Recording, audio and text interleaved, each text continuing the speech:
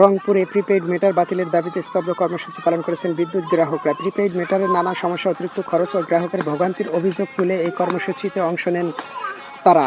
বৃহস্পতিবার রংপুরে এই কর্মসূচি পালিত হয়। এতে বিভিন্ন শ্রেণী পেশার মানুষ অংশ নেন প্রিপেইড মিটার বাতিলের দাবিতে জানান কর্মসূচিতে বক্তারা বলেন, প্রিপেইড মিটার চালুর পর অনেক গ্রাহকরা রিচার্জ, ব্যালেন্স ও বিদ্যুৎ সংযোগ নিয়ে নানা সমস্যা পড়তে হচ্ছে। অনেকের অভিযোগ, বিদ্যুৎ ব্যবহারের পাশাপাশি বিভিন্ন ধরনের অতিরিক্ত খরচের চাপও তৈরি হচ্ছে।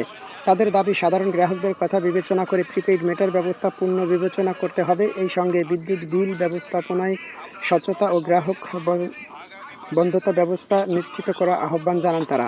কর্মসূচি থেকে দ্রুত প্রিপেইড মিটার বাতিল করে আগের মিটার ব্যবস্থা চালুর দাবি জানানো হয়।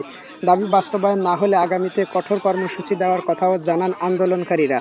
এদিকে কর্মসূচিকে ঘিরে কোনো ধরনের আপত্তিকর ঘটনা এড়াতে আইনশৃঙ্খলা বাহিনীর সদস্যদের উপস্থিতি দেখা যায়। রংপুরের গ্রাহকদের এই দাবি বিষয়ে সংশ্লিষ্ট কর্তৃপক্ষ কী সিদ্ধান্ত নেয়, এখন সেটাই দেখার বিষয়। রংপুর থেকে এইচকে সকাল টিভি।